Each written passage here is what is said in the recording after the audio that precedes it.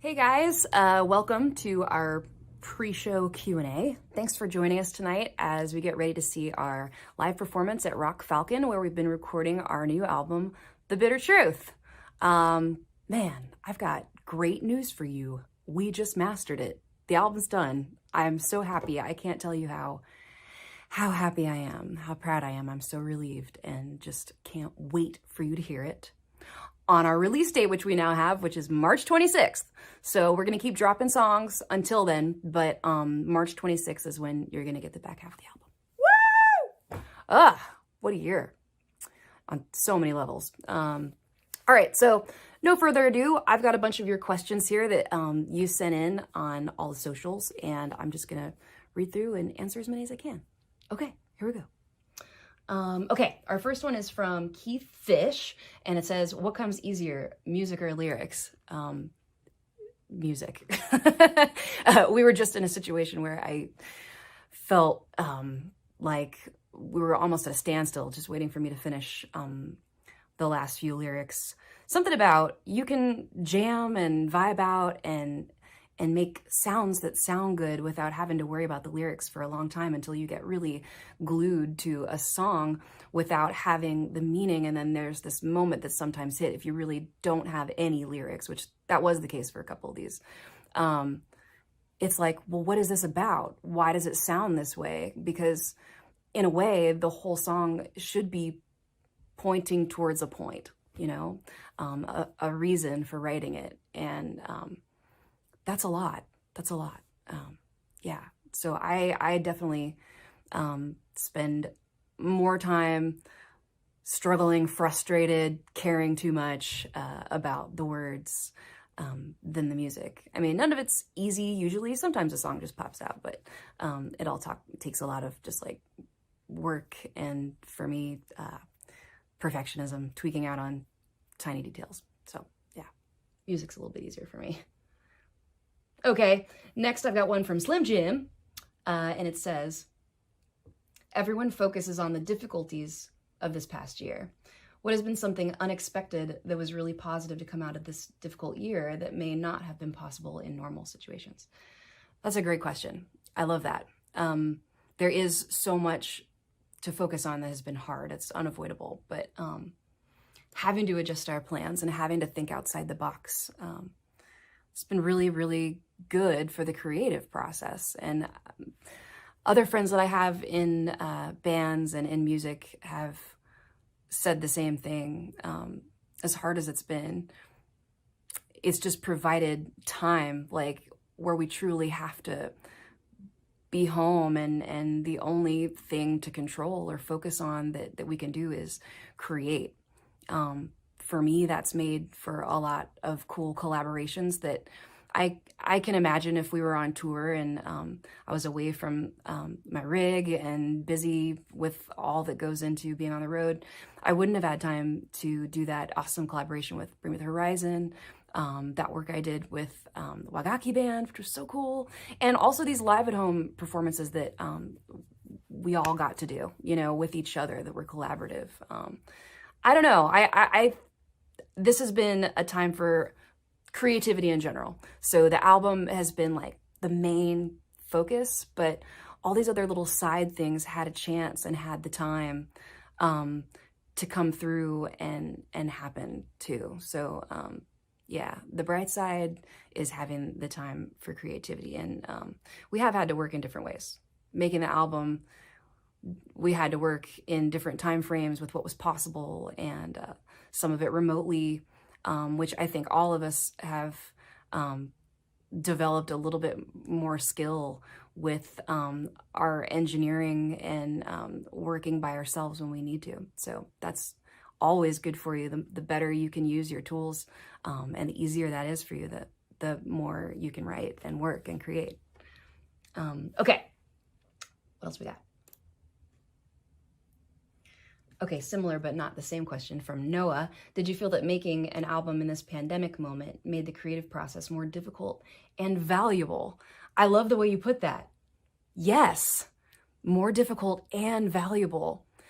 When we finally got to get together after the band had to be apart, we came into the studio at first at the top of the year before the shutdown, and recorded the first 4 songs, just knowing that we were only going to do a small batch before the album was completely written or anything. And then we did that, and we were on such a high about it, and getting ready to go out on tour and all that. We all went home and soon realized that we weren't going to see each other again or get to move forward with any of it for who knows how long. So after a few months of working from home and just kind of like accepting the reality of like the year and the time and the moment that we were in, by, I guess it was the end of July or something, we finally, after months, got to create a situation where most of us, everybody except Jen, could be back together for a time in person. We got tour buses to bring the guys from both coasts to here in Nashville, where I am and where our producer Nick Raskulinix is, which is so awesome. If I hadn't moved here, I don't know how we could have done this.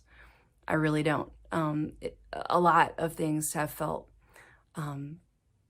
really fortuitous, really by fate, by destiny. It's like it was meant to be that we would be here, that I would have been in this place where we could continue to work like intermittently over the course of months and months and months, and to be in this center place where our stuff is and where we could all kind of come to be. So anyway, all I was saying was, by the time we got back together and did everything that we needed to do to make it safe and create a bubble, everybody was locked in here for about 6 weeks. We were just full of a new fire and a new energy. And what is the word you used? Valuable. Yes, it was more valuable. We really realized what it was to not be able to get together. So when, at least in part, we were able to get back together and continue the process and move forward in our work, it seemed way more valuable. And that's definitely something to come out of this year as well, is just to not take anything for granted, to recognize all the gifts that we really have been given that maybe we weren't really focusing on or appreciating very much before. Okay. Okay, from Damon Garamond. You recently have posted videos going through your old demos. Any chance we could get a new studio version of Lies? No. That's a very old song, for those of you who don't know. That's an early days song.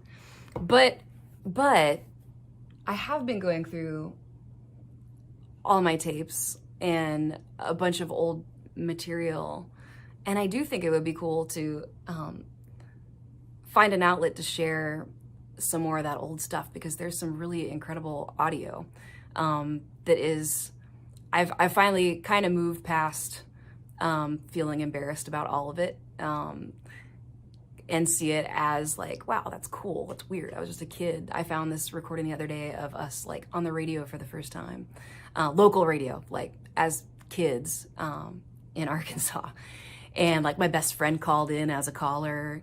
Precious, just totally precious, all of it. It's so cool to have any of it, and I'm going through the process now of like converting all those tapes to digital so that they don't degrade any more than they already have. So yeah, I'm not going to share a new recording of Lies, but maybe the old one. Cool. All right. From Deborah McCrae, how has being a mom been? Has this inspired your music more? Yeah. Becoming a mom is one of the top biggest life events that you go through. Huge in my life. Opened my mind, widened my perspective, beyond the obvious, like we did a family kids album. It's back to that thing where you can appreciate more, because like your love grows.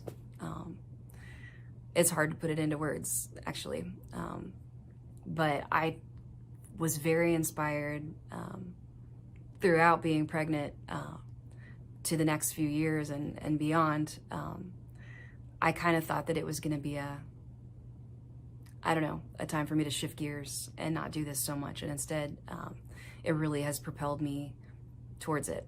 It made me feel like I have had more to say and more music to explore. And he gives me so much life and makes me so happy. He's